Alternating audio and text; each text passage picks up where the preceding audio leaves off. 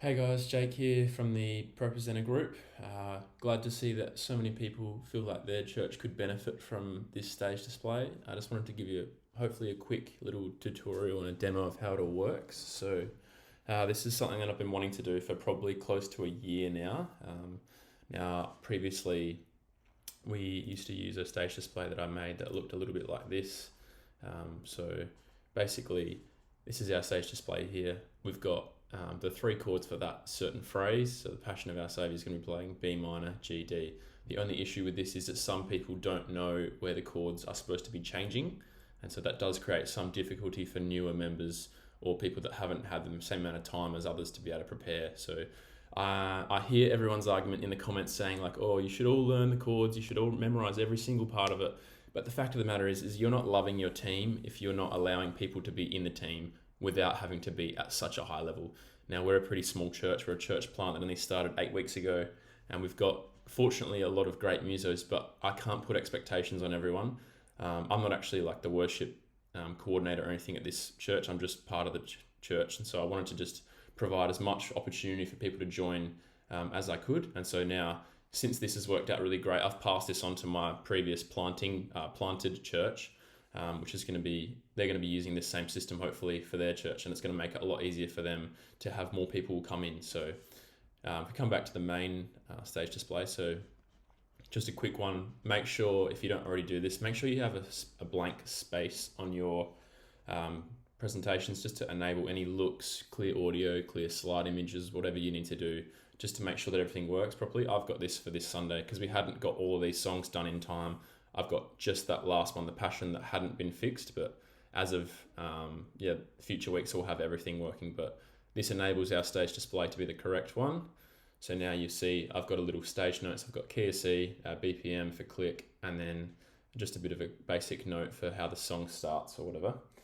And then when we go into it, this is the bit that's great. So typical to any kind of normal chord chart, you're going to see that you've got the chord right above the word or the phrasing, exactly how it's supposed to be played. This obviously makes it a lot easier to play along with and gives you almost a bit of comfort, I feel, when you lead. This is probably the first time in a little while where I've felt really confident in when I'm singing that I know if I'm playing a C chord, so let's just go to a bit more chords in a phrase. So if I know I'm playing an F chord, then I know that I'm not going to be anywhere near this next part of my phrase. So if I look away and I'm engaging with the audience or the congregation, then I look back, I'm not going to be a bit worried going, oh, where am I in this phrase? Because I know if I'm playing an F, I'm obviously somewhere in here. I'm not playing a C yet, so I wouldn't have been having to say grave. So that might make sense to you, it might not. Musos probably would make a lot of sense. Basically, this is what it looks like. You've already seen it. You're just going, how does it work? Great question. Now, this may be a little bit tedious to some, but I actually found a really great way to do this that doesn't make it take your whole life.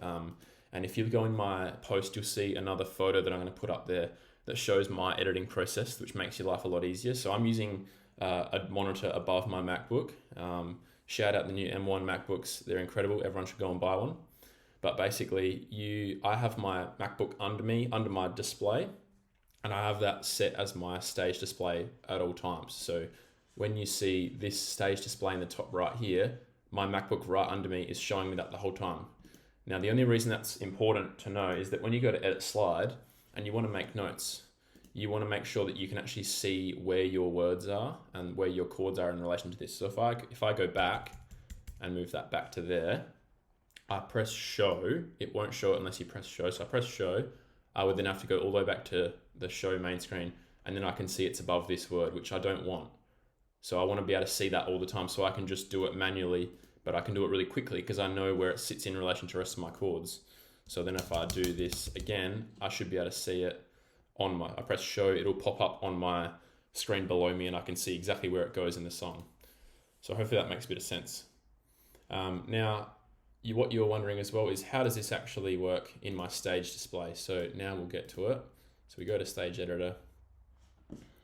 I've got a few for our gatherings, so don't be too concerned about how this works with preaching and stuff. We have a different one for preaching, so don't be too worried about that. I'm just worrying about this at the moment. So I'm using this as basically a bit of a amalgamation of a couple different layouts. So you might have seen in Pro 7 when it came out, you've got this new presentation info and progress stage display. I use that as a basis, but I didn't just start with that and leave it. I've actually changed quite a few things in the sizing. So you might see that my groups are a little bit different. They're now banked together rather than with a space, and my playlist names are a bit lower, and I've changed the fonts and the sizes and stuff just to make it a bit more consistent.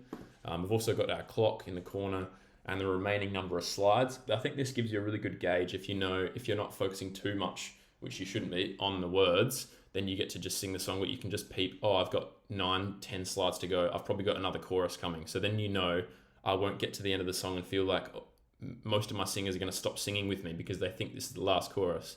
So that way you know that you've got this much left of the song. I think that's a really great feature. So good job to the guys at Renewed Vision. Love that. So now the basic part of this that actually makes it work, I've just got a bit of a stream preview so we can see countdowns, but I'll get rid of that. So current slide notes is going to be over the top of our current slide text, and that's going to be positioned about maybe a third of our screen. And then we're going to have current slide text that's under that. So it's within the same group. So you can see along here, my group is this size, my notes and my text are both at the bottom of my group, and they just start at different points. So what I've done is I've made sure that they're starting above how I would want it in my actual chords. So I'd have those above my lyrics. And then the big thing that makes this work, which is awesome, and I actually got a bit of help with this a couple of days ago, was Ben Taylor. So shout out to Ben Taylor. He, I suppose, pioneered the idea of using paragraph spacing. I guess I've refined it a bit. So I've used mine right now is 60 paragraph spacing. And I've also used character spacing. So character spacing allows it to come a lot more further across in my screen, which is just a bit easier because it fits more of the screen. Don't want to go too high with that, otherwise it will cause issues. So if I just made that 50, obviously it's going to spread too far. So I don't want to do that. Now with your text, so if I go to current slide text, the same thing needs to be applied. So you need to have the same character spacing and the same paragraph spacing, okay? If you don't have that, it will not work. I've tried lots of different things, and that has been the only one that seems to work. Except for, sorry, I did notice. So I've got paragraph spacing is 60 for my notes because I want them to be between my words. And then I want my current slide text to be slightly bigger. So that way, that is going to be 100 spacing, okay? So this allows your chords to fit between your lines. So when this splits into two lines, which a lot of them from your lyrics do, if you use kind of 2-line phrasing, you don't use 4, this will not work for 3 or 4. It needs to be done with 2. That way it would fit the same.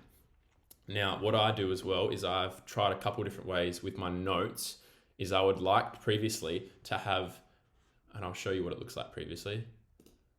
My current slide notes is much bigger than my next slide. It's probably pretty close in this one, but previously I've used it so that the current slide is much bigger, takes up 2/3 of the screen, and your next slide notes take up 1/3. But the issue was that when I did that, when I would make these slide notes up here, they would fit perfectly. So let's say I had an A chord over my slide, it would say A here, but then when I did my next slide note, so if this current slide was down here for the next slide coming up, the A wouldn't be over the S, it would be somewhere else because the formatting was different. So the way that I resolve this is to make sure that you have the same size font for everything. So I literally made this, so current slide notes and current slide text, copied it and pasted it directly below with the same exact formatting, and then just changed the parameters. So now this one has current slide for this group, and these obviously have current slide, and then I changed it and I made this has next slide, and these all have next slide to match, okay? So now, when I go into my song, when I have chords, let's go to a chorus. When I have chords in a chorus, notice that my F chord is above name and above grave. And then when I go to when I check the one before that, it's still above name and above grave because it's got the same formatting. So it's always going to be in the same position. Otherwise, it would be jumping around and chords would be in mismatched areas, which is going to cause lots of problems. So that's been a really, really good thing to make sure of. Now, if you're going, great, I love it, Jake, I'm all in, let me at it, I want to have a go this Sunday, I would warn you, you still need to still probably allocate a little bit of time, because each song obviously would have different chords and different manual spacing. So you will have to do this just by putting in space, space, space, space, etc. and figuring out where it goes. I would not do this if you don't have a spare display to use that is going to be an always on stage display, so you can see it as you press show in the corner every time. It will take too much of your time. Don't do it. And obviously some suggested if you use natural numbers, which we're hoping to get to in the future, that makes your life much easier. You only need to do it once. You don't worry about keys, and then you can just set at the top of the song, hey, we're playing in the key of whatever, and you can make it that way. That's what I think would be ideal. Hey, sorry for the shaky cam a bit. I'm just holding my phone to show you this bit. So basically, I have mapped my MacBook down here to a stage display just when I'm editing. So when I map it down here, it's going to do what it would normally do with my stage display at church. So now when I edit my chords, so if I go back to this one and go edit slide, when I edit it through the editor here, you can see that my F sharp sus is over place currently on my screen here. If that was in the wrong position, so let's say it was here, when I click show, you can see it moves. So it's over with no place. I want it to be placed, so I just go plus, I just go space, space, space, space, space, and click show, and it moves.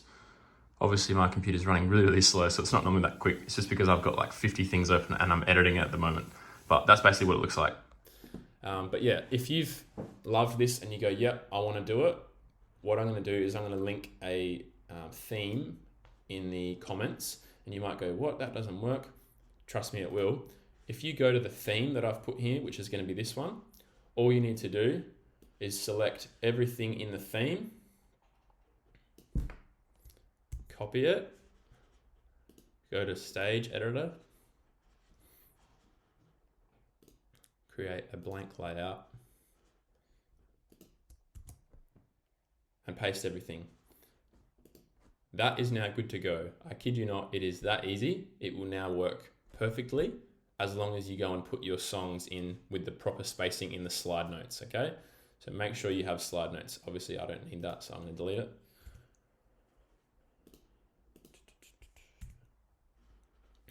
Now,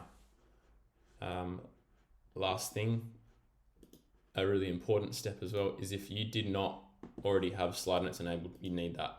So if your screen looks like this, that's fine. To put the chords in, you need to click on slide notes, and then you need to go through and do it like this, okay? So what I'm gonna do is make sure that I've got all the stuff I need in the post itself, and then you can look through the comments as well. Hopefully people can help you answer each other's questions, but this is essentially the end. Hopefully it works for you guys as well as it does for us and our team. I'll just repeat, I know that there is a lot of people in the comments or in previous posts that have said your team should just remember the chords, or should just know the lyrics, or should just know this, that, and the other. I don't care if my team does not know the song word for word perfectly every single time. I don't either, because we're all fallen people. We forget words, we forget chords. It's fine. God is good and he forgives us. It doesn't matter. Part of the time, a lot of the time when these things go wrong, it actually makes your church look really authentic and real, and it's not just a production, which I think is really important. But that being said, it is great to have a high quality worship team, so that you have a really great opportunity to serve your church and hopefully your online community in a really great way with excellence, and that's biblical. So I think it's really great to have something like this that allows people that are time poor, that do work countless hours, that don't have heaps of time. I think about mothers that want to join up on worship because they have a passion for worship, but they've got so much of their time consumed with parenting, but they go, I just want to be able to rock up and sing just once in a while. You can do that now, because this is essentially like reading off the chart. This is like rehearsing.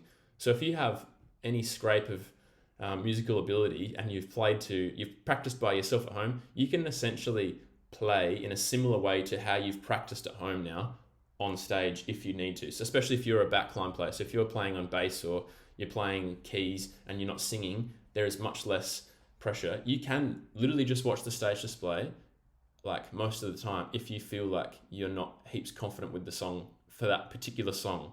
And that's okay, because there's always going to be times like that when you're doing new songs or something and you just don't know it that well. That's okay.